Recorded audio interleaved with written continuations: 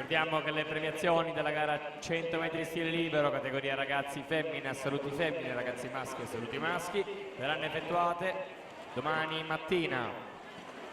Intanto per l'8ª serie, blocchi di partenza, in corsia 1 Federica Sanna, Aquapolis, alla 2 Elisa Inash, Sport Club Norale, corsia numero 3 Maria Ricetto, Idros, alla 4 Aurora Tasca, Aquapolis, 5 Chiara Alberti, Aquapolis, 6 Giorgia Moscon, Piave Nuoto, alla 7 Emma Meldolesi, Rinascita Team Romagna, alla 8 Francesca Chierici, Fondazione Bentegodi.